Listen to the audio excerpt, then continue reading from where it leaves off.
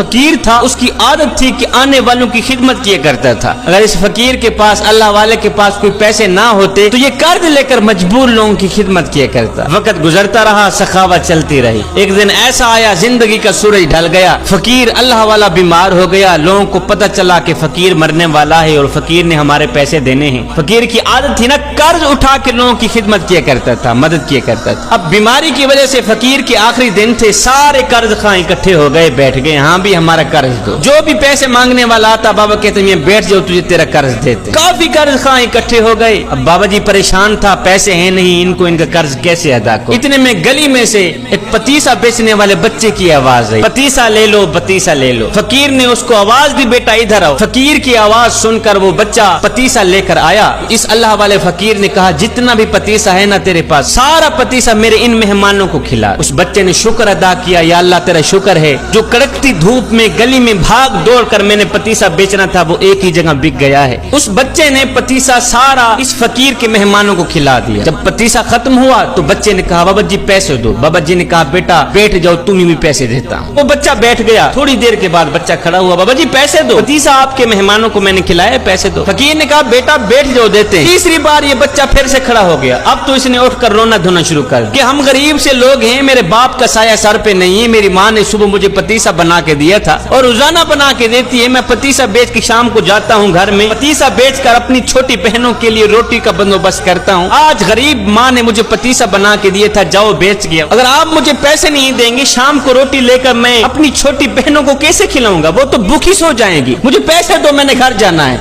मेरी माँ मेरे इंतजार में होगी। अब उस बच्चे ने क्या किया, उसने रोना धोना शुरू कर दिया, मुझे पैसे दो, मुझे मेरे पतीसे के पैसे दो। इधर बच्चे ने रोना शुरू किया, उधर मेरे रब की रहमत को जोश आ गया। इधर बच्चे की आंखों से आंसू निकले, उधर मेरे करीम रब की रहमत जोश में आ गई। बच्चा रो ही रहा था कि एक शख्स आया, उस शख्स ने थैली में पैसे रखे हुए थे, आकर फकीर को कहा बाबा जी बंदा है ना चीज का ये तोहफा कबूल कीजिए, मेरे हक में दुआ कीजिए। बाबा जी ने बिस्मिल्लाह पढ़कर वो पैसों की थैली ले ली, अपने खलीफे को कहा ये लो पैसे, जितने भी कर्ज खां बैठे हैं सबको इनका कर्ज दे दो और इस बच्चे को भी पैसे दे दो। कर्ज वालों को उनके पैसे दे दिए गए। उसके बाद बाबा जी ने कहा मियाँ तुम्हारी मेहरबानी, अपने अपने घरों में जा सकते हो। लोगों ने कहा बाबा जी जब पैसे देने ही थे तो इतनी देर से आपने हमें क्यों बिठाया, ये मुरीद आपका पैसे देने वाला पहले क्यों नहीं आया, और ये पैसे देने के लिए पहले क्यों नहीं आया। ये सुनकर फकीर रोकर कहने लगा भाई पहले इसलिए नहीं आया कि उस वक्त तुम में कोई रोने वाला नहीं था, एक बच्चा रोने वाला आया है, सबका काम कर गया।